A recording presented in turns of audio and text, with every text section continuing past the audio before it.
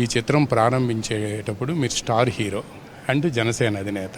చిత్రం పూర్తయ్యేటప్పటికి deputy chief minister. కథ ఏమన్నా మారిందా అలా? అసలు కథ మారలా. అంటే ఇది అంటే బేసిక్ నా సినిమాలని నేను ఎప్పుడు పొలిటికల్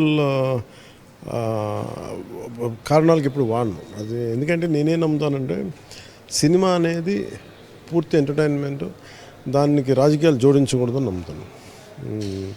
కాకతాళీయంగా ఏదైనా కుదిరితే నాకు తెలియదు, కానీ ఒకడు అలా రావచ్చు. నేను ఇంటెన్షనల్గా అయితే ఎప్పుడు చేయను అది. అలాగే ఈ సినిమా క్రిష్ గారు, రత్న గారు ఒక 5 సంవత్సరాల క్రితం వచ్చినప్పుడు 17-18లో వచ్చినప్పుడు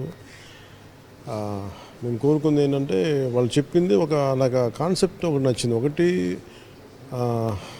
కోహినూర్ని ఢిల్లీ పీఠం మీద కూర్చున్న మన ఔరంగజేబ్ ఆసీనుడై ఉన్న నెమలి సింహాసనం మీద ఉన్న కోహినూర్ వజ్రాన్ని తీసుకురావడం.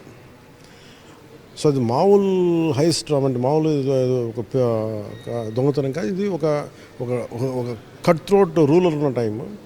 అది కూడా కొల్లూరు వజ్రం ఎక్కడి నుంచి వచ్చింది, ఆ సిగ్నిఫికెన్స్ ఏమైనా వచ్చిందంటే మన కొల్లూరు దగ్గర నుంచి వచ్చింది. కథ కొంత నేపథ్యం ప్రారంభం మచిలీపట్నంలో నడుస్తుంది. అప్పుడు మోస్ట్ బిజియెస్ట్ పోర్ట్ అది ఒకప్పుడు. సో కొల్లూరులో దొరికిన వజ్రం తాలూకు ట్రావెల్ ఈరోజు మన కొల్లూరులో దొరికిన వజ్రం ఈ రోజున లండన్ మ్యూజియంలో ఉంది. విక్టోరియా రాణి కిరీటం పైన ఉన్నది ఈ రోజున ఇక్కడ ఉంది. సో ఆ ట్రావెల్ని ఇంట్రెస్టింగ్ ఉంటుంది. ఎన్ని చేతులు మారింది. సో ఇదేంటంటే ఇది ఒక కులీ కుతుబ్ షా ఔరంగజేబ్ మధ్య జరిగే ఈ వన్ అప్ మెన్షిప్లో మన వజ్రం మనకు కావాలనేది ఇతనికి ఇవ్వబడుతుంది.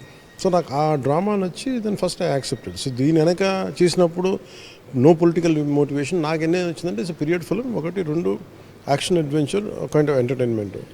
సో నేను కూడా నాకు తెలియదు ఎలా ఉంటుందో, నేను పీరియాడికల్ కాస్ట్యూమ్స్ ఎలా ఉంటుందో నాకు తెలియదు. ఇవన్నీ ఒక ఎక్స్పెరిమెంట్ చేయడం నాకు ఒక అవకాశం ఉంటుందని చేశాను.